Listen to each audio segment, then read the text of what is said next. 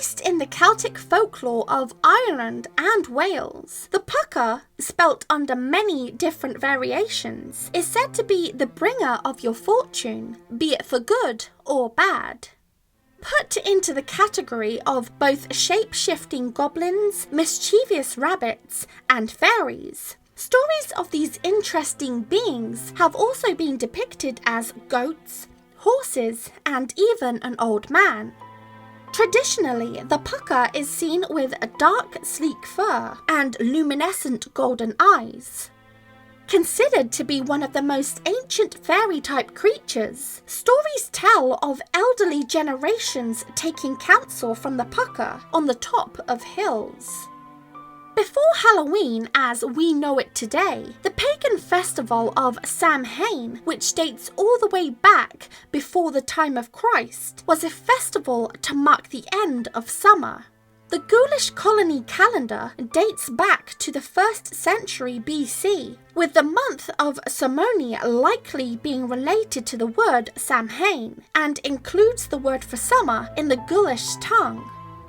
In those times, the tradition was for farmers to leave out a small portion of their crops to the pucker for one day on November 1st as an offering. Afterwards, it is said that the pucker would spit on any leftovers remaining out in the fields or trees, marking them as dangerous and unsafe to eat. They were held responsible for all manner of havoc and mischief, depending on the pucker you met.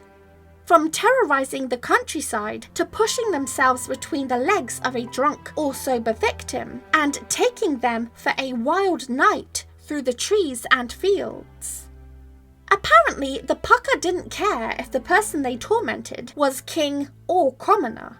King Brian Boru, the first king of Ireland in 978 AD, in the mysterious history of the pucker able to ride the creature.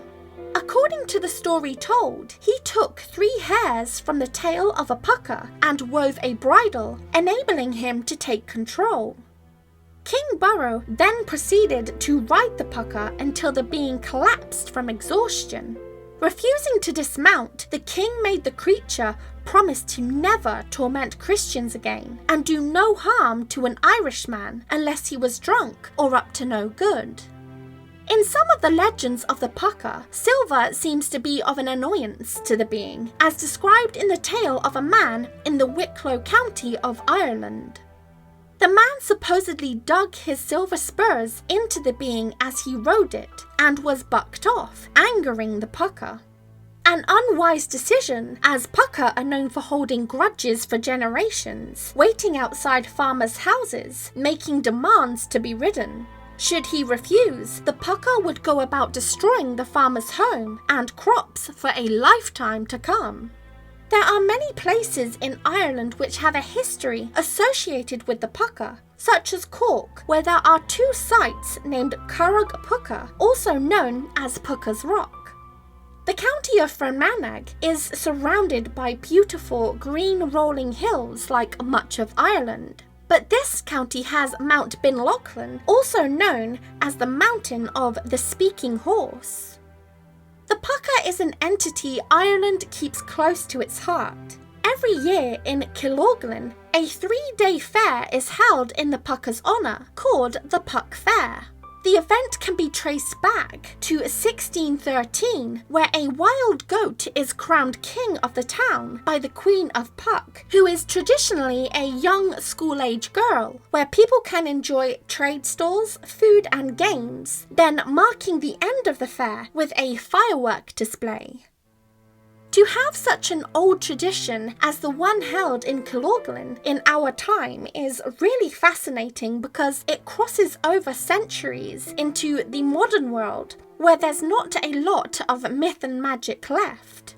The fair takes place between the 10th and 12th of August and even has a monument in the pucker's honour.